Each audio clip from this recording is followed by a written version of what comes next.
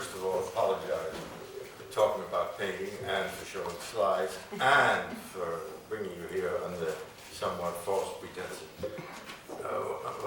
When Graham asked me to do this, I didn't know what to do it about. And I remembered that the poet Robert Graves gave a talk years ago, and it was called What the Centaurs Ate.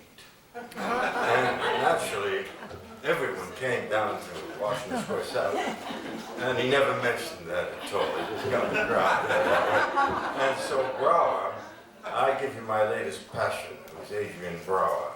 In other words, he's a painter I'm mad about. He painted in the early 17th century. He was collected by Rembrandt and Rubens. So he really was something. And I'm mad about him so I don't know good ones from bad ones, like I used to be mad about Giorgione when I was a kid. And I liked everything they called Giorgione, because I was mad about Giorgione. But I had no discrimination. I didn't know. There's ghastly Giorgiones up in the Borghese of gondoliers, which I now wouldn't even look at. And so one day I may know about Brouwer too. But there's one Brouwer in New York, and it's in the Metropolitan Museum. It's called The Smokers, and it's behind glass, and I'll point it out to you and say something about it. Otherwise, this is really just a walk through the Met and the Frick, which are places where you all know every picture just like I do, if you love pictures more than movies. And I take it most of you people here love pictures more than movies. And those of you who don't, even if you're in my own family, you really won't get the gist of this talk. Because after all, this is a silent and old art, the art of picture making. And we're all dedicated to it. It's the only art that you see instantaneously in 1 second. It's the only art that repays constant looking. It's the only art that's made with the simplest means. It's the only art that's all execution. Invention means nothing in it, just execution. And yet it's not a craft, because it's about relations of form. So it's like making something in nature, like making a hand. That's the best form we can think about, right? You can't pull a finger off a hand because you destroy the form. That's what form is, and that's what art painting is. So let's just begin with some of these slides and see what we begin with. Oh, we begin with, I call these slides in from the Cape, so they were my memories of the Met. And of course, when I went to the Met, when I got back to the Cape a month ago, this picture wasn't there. They lent it to Madrid. So it'll be back in about 6 weeks. This is the only painting that I'm going to, the only slide of a painting, it's not a painting, it's a slide, of course, that I have liked consistently for 45 years. It's never let me down. It's the best painting for me in the world. Now, in New York. Now, it's never let me down, so it says something about it. The only way, of course, you can know pictures to draw it. I've drawn every picture that I showed you many times. Sometimes without any success, sometimes just a little scribble. Sometimes it's just a scribble that you make, but it signifies. And you remember it. I made one today of a picture by Crespi, a little picture of the rope and the bull. And there was a head on the left, which was exactly painted by Rosemary Beck. So I advise you to go up and see. That's fantastic. I learned something today about what she's doing. Anyhow, this is the great art record. I've drawn it many times. I advise you to draw it. It's fantastic. It's not so hard to draw if you draw it 30, 40 times. There's some things that are so hard to draw that I've never been able to draw them, but those are Corot's or Adrian Brouwer. If you try to draw them, you'll see why. But maybe you're better at it. There's not much I can say. It's the greatest picture. You'll see when it comes back. The ears are like tulips.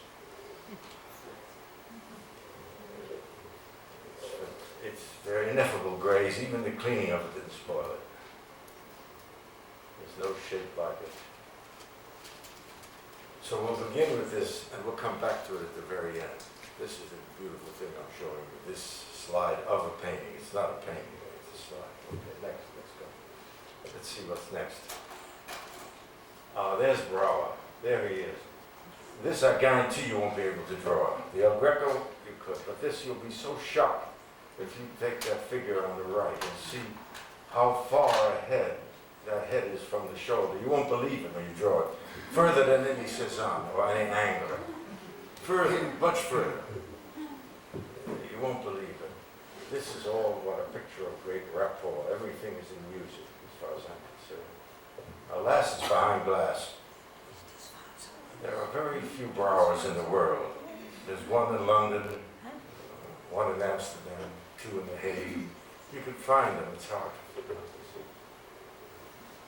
Everything is musical in this picture. The thing about Brouwer is that he can make vomit heavenly. He's like Mozart, in other words.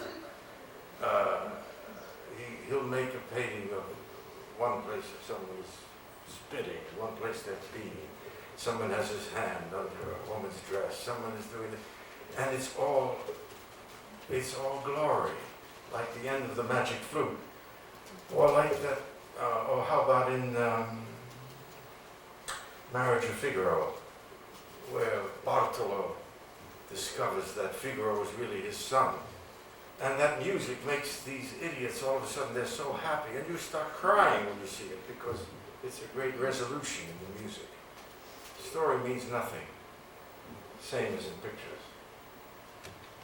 I don't know if this can give you any idea of the music of the picture, but he always has a little window outside. There's nothing there that's not there for artistic reasons. Let's see the next. And there's another great picture of Titian. There are many of this version. When you get a good composition, it's good to make many of them. It took me a long time to learn that. As a young painter, I worked on one picture for a long time, but now when I get a good composition, I make hundreds of them. And so did Titian. There's one in Scotland, and there's one in Rome, there's one in Madrid. The one in Rome, Adonis wears a little hat like Theolonius monk used to wear. A tiny brim, very funny looking thing. Next. Now this is cut on the left. It's a scandal, but I'd say this is probably the best picture in America. You all know it very well, of course.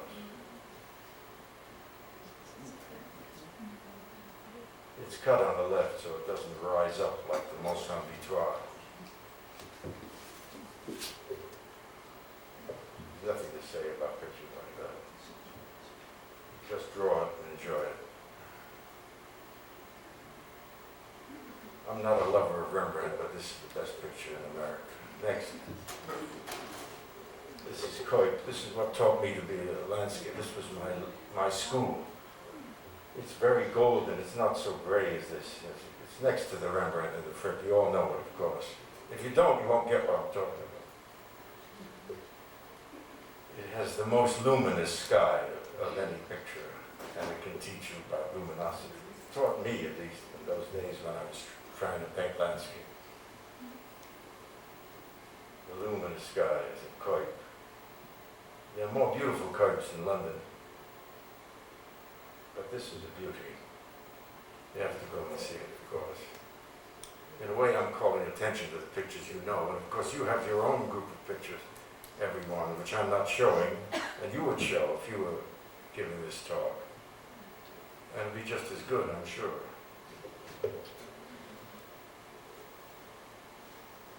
Anyhow, boats are eternal forms, and it's one of my subjects since I was 12 years old.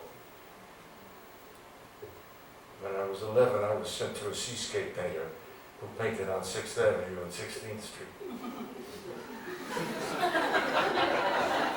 And he painted, his name was Saul Wilson, he's a good painter. And he painted, he had setups of lighthouses, sand and rocks.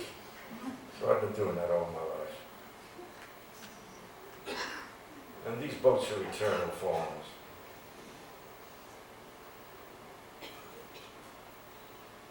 Well, next time you see that picture, you'll be amazed. It's Next to the Rembrandt, there's nothing like those two paintings for greatness. I'm sorry it's so gray in this reproduction. I mean, it's better. If you compare it to the big Turners in the Frick, it's like 1,000 times better. You'll get to see, plus they're young Turners, but you'll see why he loved this picture so much. Next. Here's the Rubens at the Met. We're back to the Met now. Here's a little Rubens, which the Met just got about 7 or 8 years ago. That's what it is. It's a real, talk about music, there's the music. Between this and U Trio, what would you have? Every kind of stag jumping, every kind of rhythm.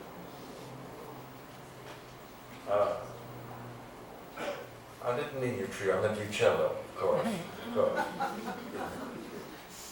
Every trio on the line, I just saw a beautiful trio in the Albright Knox. As you can see, I love pictures, so we have this in common. You know, this is not a big picture, by the way. It's only about 30 inches across. The rhythms of those stags and those deer. I mean, the rhythms of the dogs and all that's unbelievable. How the arabesque of them is so, the whole arabesque here is fantastic. Arabesque is such a great word. I came to a lecture here last year because it was billed as, like my lecture, it was billed color arabesque of Matisse. I ran here to hear color. I said, that's just what I want to know, what the color arabesque is, because the guy didn't know. How could he? He'd have to be Matisse to know the color arabesque. But this is a linear arabesque. Let's go, next. But here's the great picture. I saw a beautiful copy up in the office some student did. And it had a slight, it looked a little like Edwin Dickinson, and Edwin Dickinson made a great copy of this too. Mysterious pictures, and those tiny little figures that look like matchsticks. So.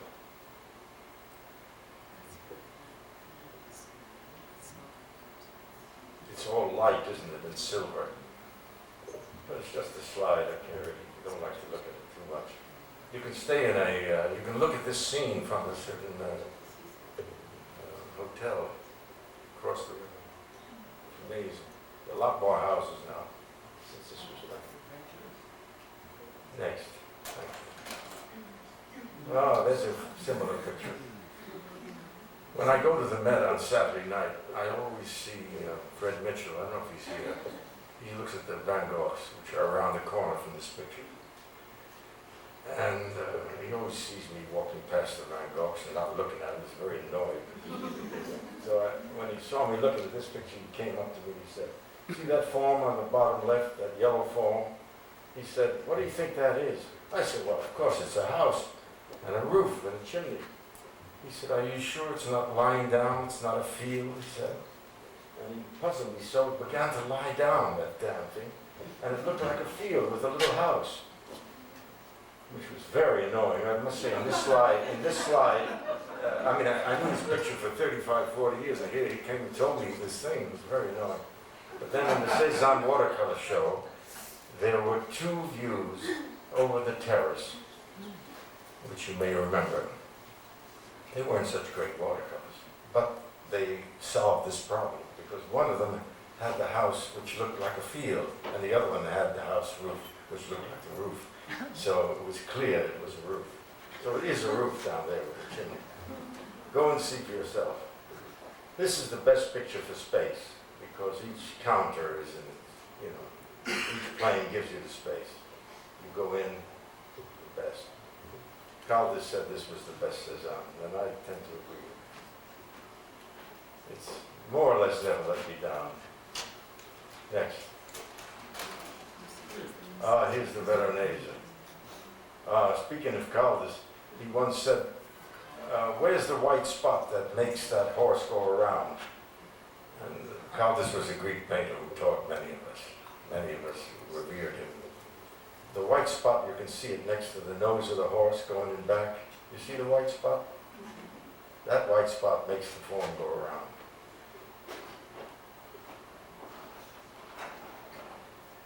I believe the drape on his hand doesn't belong there. I believe it was painted by someone else. It kills the movement of the picture. It kills the arabesque in a way that he wouldn't do it. The way he wouldn't. This is Paul Veronese, of course.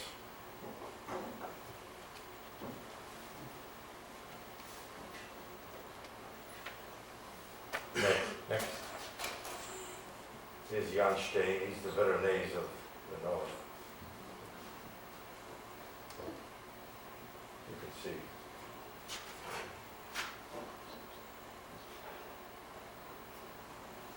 It's up there in the mat for you. It's waiting for you.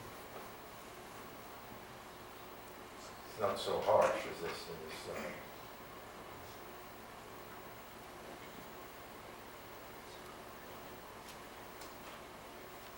What a beautiful picture. Next. Well, here's an early Velasquez. I used to love it when I was trying to paint silvery pictures like that. Now it doesn't mean much to me, to tell you the truth. There's a mistake in it, but that may be the cleaners. That's the second hoof. You can see it's confused with that foot. And that sort of confusion, when you see a confusion like that, you know it's not done by a great painter. In other words, it's not great, it's not wonderful, but some idiot restorer let it stay or revealed it. People don't know painting, and it stops the movement of the picture, as you can see. And when you see the original, you see it very clearly.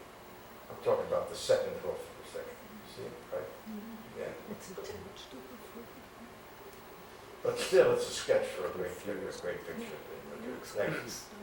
That's Velasquez. Next, please. Here, here's one case where the slide is clearer than the painting. Is that amazing?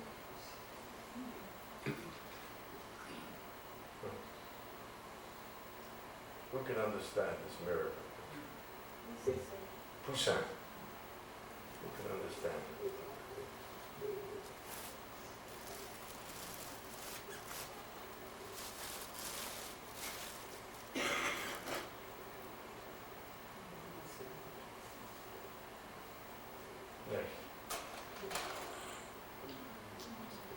These are impossible to draw. These are the hardest because it's flicks of color that holds the drawing, or flicks of touches that make the drawing. That's great drawing. Drawing is not line, you know. It's position, relationship. Every few years they clean this, and that little white under her hand next to her eye becomes very bright, especially if the cleaner is very insensitive, and often they are. So for several years you have to suffer this white wedge going against her eye, you know, sucking in her eye and giving her a headache.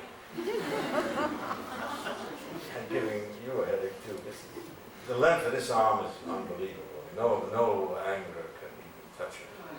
If you draw it, you won't believe it. You'll have to add paper continually. And turn your page. It'll drive you insane. This is Corot, of course, right? And Corot figure painting. Like a Brock, isn't it? Or a Chardin. I don't have a Brock or Chardin, but this will do for both of them. And they'd be very happy. Next. There's another one, another miracle, a little miracle. These are tiny pictures. Impossible to draw that arm. You'll never know where to put it. Never. Try it. It's a marvelous thing to do. Next. Here's a Renoir, rather Veronese like Renoir. There aren't too many good Renoirs to see here. You have to go to the Barnes collection really to see the great Renoir. Let's go next.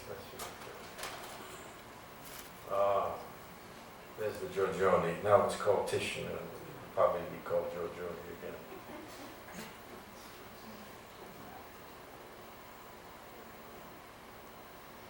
Love of my youth. I don't know if you all love this picture or not. It's a small picture. I always love it. It doesn't mean too much to me now, so okay. There are great changes in it. This is fantastic labor, this picture. Every line was altered. Everything was found. Everything had to be found in that picture. Nothing is la-di-da.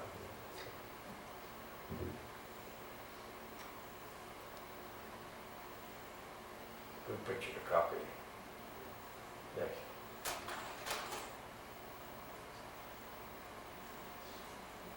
This is almost perfect painting by Rosedale in the Frick. It's very blue, it doesn't give you any sense. The blacks are fantastic. It's about 24 inches across.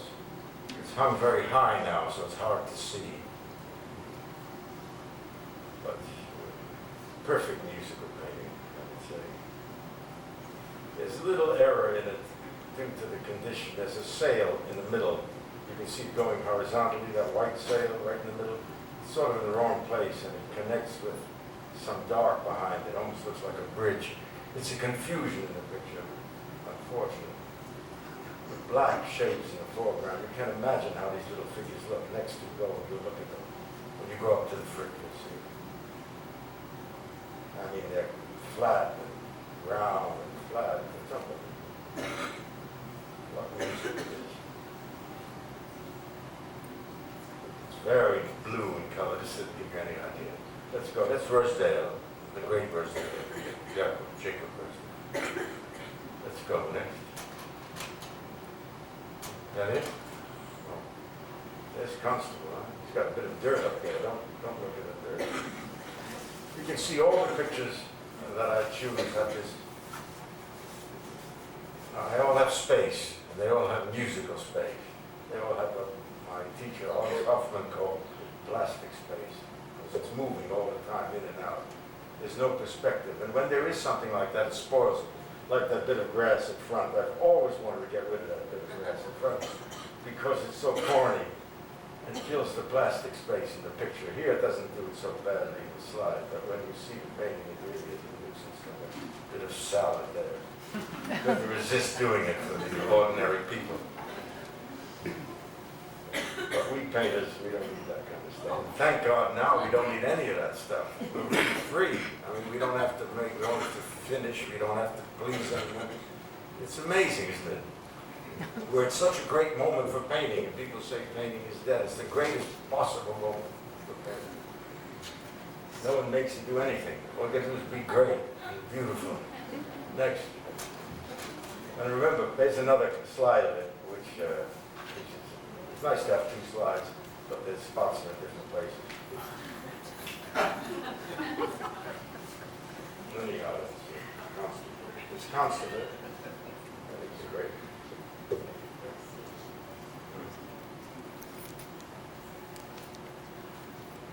Well, when you go, you'll see if you think I'm right about that stuff in front of you.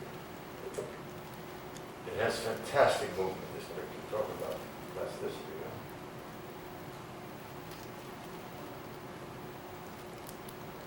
The painting is, is the easiest art to do. Seems to take a long time, but you need very little stuff to do a painting. And to put a painting on a wall, all you need is a nail. It's amazing. So there'll always be painting. Never worry about that. You painters here. There'll always be painting. It's the simplest art. Next. Here's the Goya of the Frick. Wait a minute, that's reversed, It's reversed. Doesn't matter, but it's reversed. Doesn't matter really. It's like looking in the mirror at your picture.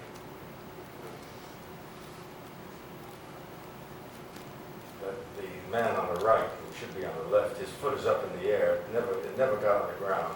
I don't know if that's the condition of the picture. Let's see what's next. Oh, there's a turner like the curtain, very much like the curtain. The whites are a little dull in this picture. They're too bright and too even, but that might be the condition of it. It's a marvelous picture, full of air. Antwerp, like Turner, in the middle of his life. This picture was well restored. It used to be colored amber all over the sky.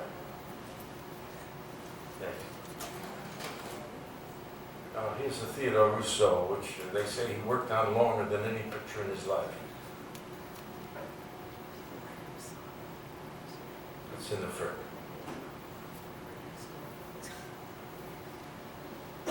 As I look at these paintings, a lot of them are the passions of my passions of 30 years ago. I don't know if they're still, but it certainly looks good.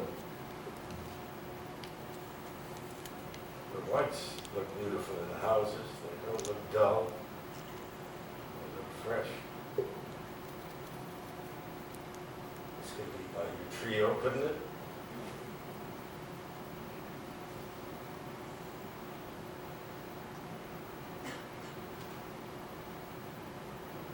Next. There's the Peridot Greco. When I was a kid, this picture was all dark. Those of you who are my age must remember it. There was no curtain and no window there. It was just a dark thing. It was wonderful also.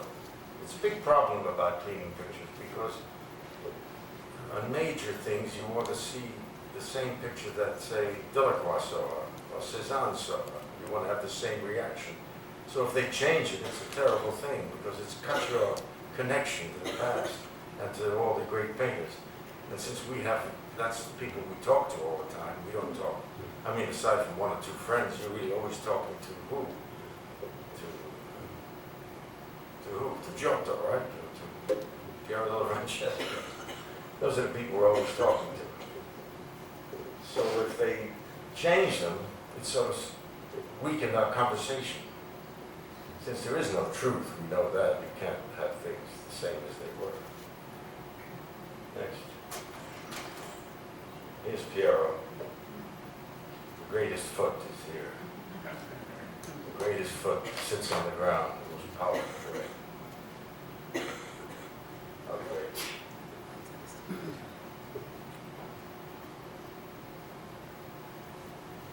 Too bad we can't see the foot the way it is. Next. Here's Gruz, the little cat, for the sentimental people. But the cat is cut off there. I mean, the cat and the ball. Forget the top, just look at the cat. But you can't even see it. It's a bad slide. It's a scandal. I can't make my point here. I haven't even got the ball of wool next. Now we're back. This is the end of the talk. Now we can have some questions. Here's the great El Greco again to sum up. This used to be called a self-portrait. Then it was called a portrait of a Jew. Then it's called a portrait of an unknown. And now it must be El Greco again, or they wouldn't have borrowed it. So here he is. And here we are. I'll answer any questions. Let's have some light.